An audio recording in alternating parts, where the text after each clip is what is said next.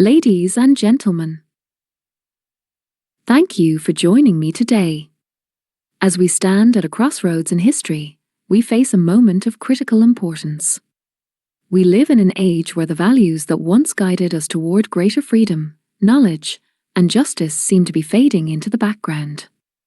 The ideals of the Enlightenment, those powerful principles of rationalism, skepticism, freedom of thought, and evidence-based decision-making, are increasingly being sidelined.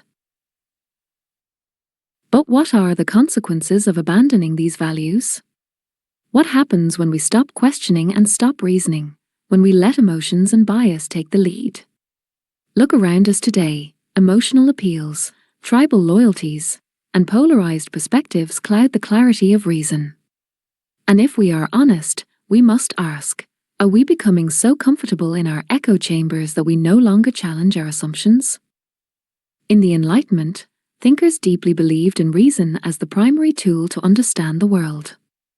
They asserted that rationalism, the pursuit of truth through logic, evidence, and objective inquiry, is the foundation of human progress. Immanuel Kant famously said, "Esse per ord." Have the courage to use your own understanding. This was a bold call to independence, urging individuals to think for themselves, to reason through problems, and to trust their own capacity for knowledge. Skepticism was equally central to Enlightenment thought, an unwillingness to accept ideas simply because they came from authority, tradition, or popular opinion. Voltaire passionately argued, "A doubt is not a pleasant condition, but certainty is absurd." Skepticism is the ability to critically question what is presented to us as truth, no matter how convincing. How often do we accept claims at face value? How often do we trust authorities without scrutinizing their motives? Similarly, David Hume, one of the greatest skeptics, wrote, "A wise man proportions his belief to the evidence." Skepticism is not about rejecting all ideas, but about carefully evaluating claims before accepting them. But how many of us, instead of questioning, have been content to repeat what we hear from sources that align with our pre-existing views? The rise of social media platforms like Facebook and X, formerly Twitter, has shown us just how easy it is to consume content that simply reinforces our biases. These platforms are designed to keep us comfortable, not challenged. And let's not forget how institutions that should champion reason have become complicit in stifling critical thinking. How often have we seen news outlets, such as certain cable news stations or partisan websites, peddle misinformation or spin facts to support their narratives? How many political figures rely on emotional appeals and fear-mongering rather than rational debate and evidence-based policy? When we are constantly exposed to sensationalist headlines and clickbait, how can we be expected to engage critically with the world? Rousseau, too, recognized that society often suppresses our natural ability for reason. He famously declared, "A man is born free, and everywhere he is in chains." Rousseau's point was not merely about physical freedom, but the mental chains imposed by societal pressures and dogmas. In our modern world, are we not still chained by the biases that dominate our media, our politics, and our very identities? And what of the consequences of ignoring the Enlightenment principles today?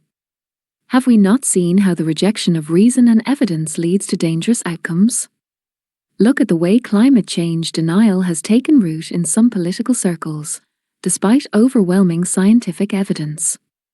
Look at the rise of anti-vaccine movements, fueled by misinformation rather than rational discussion. What does this tell us about the state of reason in society? The dangers of abandoning Enlightenment thinking are not just theoretical, they manifest in real-world harm. When people reject rational thought in favor of emotion, superstition, or ideology, they open the door to manipulation and exploitation. If we cannot trust evidence, what is left to guide us? If we cannot trust science, on what basis do we build our future?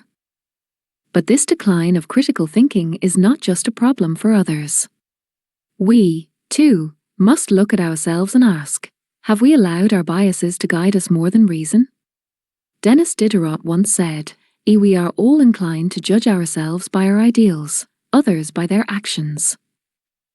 How often do we hold ourselves to a higher standard than we hold others? How often do we justify our beliefs because they align with our feelings, while dismissing others because they challenge our worldview? Critical thinking, the cornerstone of the Enlightenment, has become endangered when we only consume content that affirms our biases. Baruch Spinoza wrote, "The greatest pride and the greatest good is to be able to give a just and honest judgment on the things we think and believe." How can we make such judgments if we are unwilling to consider opposing views? How can we grow if we refuse to listen to the evidence that challenges us? In this environment, it is essential that we return to the lessons of the Enlightenment. We must choose the path of rationalism, not the path of convenient truths that fit our personal narratives. Kant reminded us that enlightenment means questioning even the most accepted truths. How many of us have uncritically accepted things because everyone believes it? Skepticism should be embraced, not as a means to reject all authority, but as a way to critically evaluate every idea we encounter, including the ones we hold dear. Freedom of thought must mean the freedom to change our minds when presented with new evidence or better arguments, not the freedom to cling to outdated or flawed ideas. So, ask yourself, when was the last time you questioned something you believed? When was the last time you changed your mind after encountering new evidence or a persuasive argument? It is time for us to turn away from media and sources that seek to reinforce our biases. We must actively seek out information grounded in facts, logic, and evidence, not in emotional appeal or ideological loyalty. We must be willing to engage with ideas that challenge us, not just the ones that make us feel comfortable or validated. As Voltaire reminds us, the best is the enemy of the good. We must be willing to step outside of our comfort zones and confront ideas that may make us uncomfortable. Let us step back and ask, are we truly thinking for ourselves? Or are we allowing others to shape our thoughts, opinions, and worldview? Critical thinking is not merely a skill, it is a way of life, a mode of engagement with the world that refuses to accept easy answers. It demands that we look deeper, think harder, and always be ready to question the status quo. Hume expressed this beautifully when he said, "A wise man will not argue that something is true because it's been passed down, but because he has reason to believe it is." The Enlightenment taught us that through reason and skepticism, we can navigate the complexities of the world and arrive at a clearer understanding of our shared human experience. But this process requires humility.